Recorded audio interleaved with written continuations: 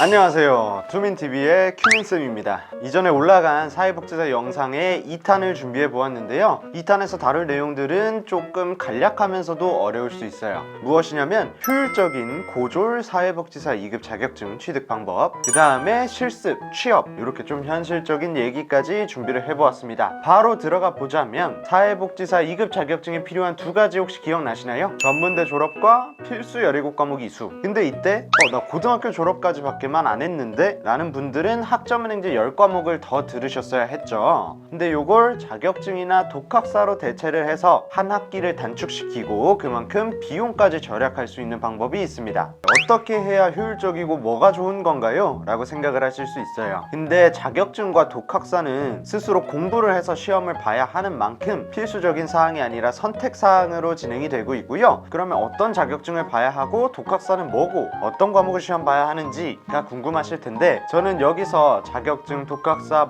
이 자격증, 저 자격증 있는 것들 중에 컴퓨터 활용 능력 1급 자격증을 가장 권장드립니다. 왜 가장 권장드리냐면 사회복지사 2급 자격증 따서 결국 우리가 해야 하는 거는 취업이잖아요. 다른 자격증 취득해서 취업에도 활용하지 못하고 혹은 기간 단축, 비용 절감으로만 쓰고 빠지는 것보다는 우리 두 가지 챙기면서 취업까지 생각하자 인데요, 사실 컴퓨터 활용 능력 1급은 어르신분들이 따기에는 조금 어려울 수 있습니다. 아무래도 컴퓨터랑 친하지 않다 보니까 컴퓨터 활용 능력 1급을 준비하는데 6개월에서 1년 혹은 하다가 포기하시는 분들도 굉장히 많고요. 그래도 한번 도전해 본다면 좋은 자격증이지만 저 컴퓨터는 좀 아닌 것 같아요, 혹시 다른 거 뭐 있나요? 라고 하는 분들에게는 매경 테스트라는 자격증을 추천드려요. 나 학점은행제 좀 알아봤다, 여기저기 상담 받아봤다 라고 하시는 분들은 매경 테스트 혹은 테셋이라는 자격증을 다들 들어보셨을 텐데요, 이 자격증은 경영 경제이해력 관련된 시험이에요. 이거 왜 따냐면 컴퓨터 활용 능력처럼 실기 시험이 따로 있는 게 아니고요, 필기 시험만 보면 되고 그마저도 100점 만점에 60점만 넘기시면 됩니다. 근데 14학점 인정되는 컴퓨터 활용 능력 1급에 비하여 18학점부터 점수에 따라 20학점까지 인정을 받기 때문에 조금 더 쉽고 높은 학점을 채우기 위해서 많이들 준비하는 자격증입니다. 마지막은 바로 독학학위제, 즉 독학사라는 제도인데요, 이거는 사실 저는 추천드리지 않습니다. 왜냐면 독학사 제일 쉬운 1단계를 공부한다고 해도 고등학교 수준의 교양 과목 5과목에 대해서 시험을 보게 되실 건데, 고등학교 과정 기억나시나요? 모의고사나 수능처럼 하루 출석을 해서 쭉 시험이 진행되며 단계별로 시험이 1년에 한 번밖에 없기 때문에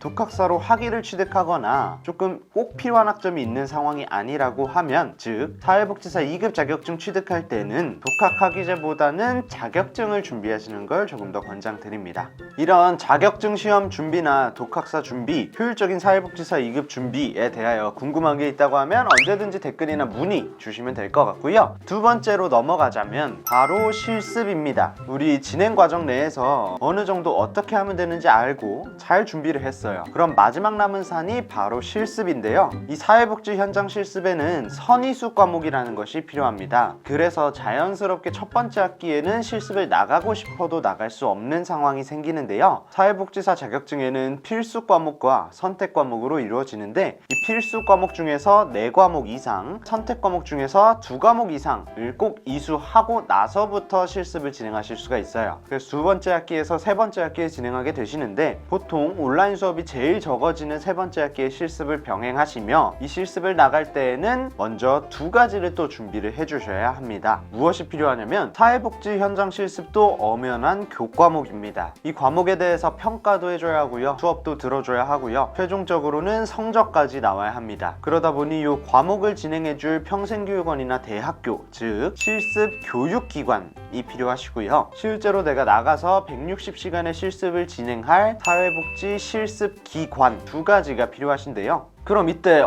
저 뭐부터 해야 되는 거죠? 그러면 뭘 알아봐야 하는 거죠? 라는 의문들이 많이들 생기세요. 두 가지를 동시에 준비하셔야 합니다. 왜냐면 둘 중 하나라도 없으면 실습 진행이 안 되기 때문인데요, 실습 교육기간은 선착순 마감 형식으로 진행되다 보니 빠르게 실습 과목을 신청해 놓고 실습 교육기관에서 요구하는 실습 기간이 또 따로 정해져 있어요. 이거에 맞춰서 사회복지 기관을 찾으셔야 합니다. 그래서 실습 신청하시거나 혹은 어느 정도 선정을 해 두시고 사회복지 사회복지기관에 직접 연락을 하시면 되세요. 자, 그러면 사회복지기관은 어떻게 찾나요? 어디서 실습이 가능한가요? 궁금해하실 텐데 사회복지사 협회에서 매년 사회복지 실습이 가능한 기관 목록을 업데이트해서 홈페이지에 올려놓고 있습니다. 찾으실 수 있는 분들이 있다면 거기에서 찾아주시면 좋겠지만 본인 지역, 그 구 위주로 댓글이나 혹은 채팅 남겨주시면 저희가 자료 찾을 수 있는 부분 찾아서 댁 주변에 어디서 실습이 가능한지 안내해드리고 있습니다. 실습 나갈 준비를 마쳤다고 하면 실제로 실습을 진행하게 되실 건데요. 이때 오리엔테이션 수업, 즉 실습 세미나라는 것을 먼저 나가게 됩니다. 실습 나가서 뭐 하는지, 실습 일지 어떻게 쓰는지 전반적으로 수업을 한번 들으실 거고요. 그 이후로 정해진 실습 기간에 맞춰서 실습 출석하게 되실 거세요. 출석해서는 도대체 뭐 하나요? 저도 사회복지 현장 실습을 진행해 봤지만 아무래도 실습생의 기본은 청소인 것 같아요.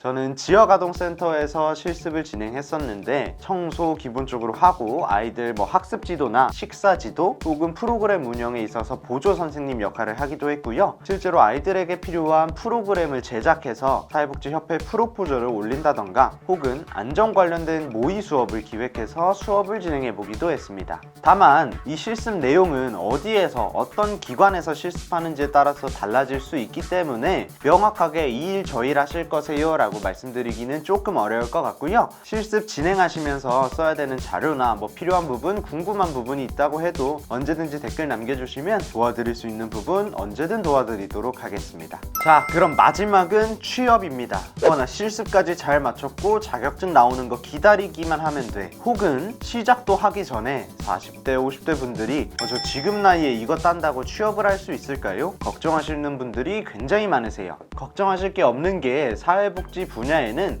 노인, 장애인, 데이케어 등등 이런 업무 강도가 조금 높은 분야에서는 젊은 사회복지사분들은 오래 버티지 못하고 금방 퇴사를 한다거나 혹은 시설 이용하는 클라이언트 분들께서 실제로 어린 분들보다 나이 있으신 분들을 조금 더 편애하고 공감받는 것들이 있다 보니 취업 자리에 40대, 50대 분들도 진행하실 수가 있고요. 내가 이급만으로 만족하고 바로 일자리 구한다 라고 하셔도 좋지만 사회복지사 1급까지 준비를 하시거나 그 외에 국가 자격증인 건강가정사 혹은 운전면허, 추가적인 봉사 시간들 미리 준비해 두시면 좋으시고요. 저 학점은행제로 따서 대학 안 나온 게 조금 아쉬운데 어떤 스펙 준비할 수 있을까요? 하는 것들은 언제든지 저에게 물어봐 주시면 추가적으로 준비할 수 있는 거, 당장에 챙길 수 있는 거, 가장 효율적인 방법들 안내해 드리도록 하겠습니다. 취업을 알아보실 때 각종 지역 사회복지사 협회에 구인구직 공고가 올라오는 경우들도 있고요. 실습이 바로 취업으로 이어지는 경우들도 있고요. 개인 상황과 목표에 따라서 이런저런 내용들이 달라지다 보니 본인에게 맞는 답변을 받고 싶다고 하시면 100번 검색하시는 것보다 한 번 질문해 주시는 게 정확한 답변을 받으실 수 있습니다.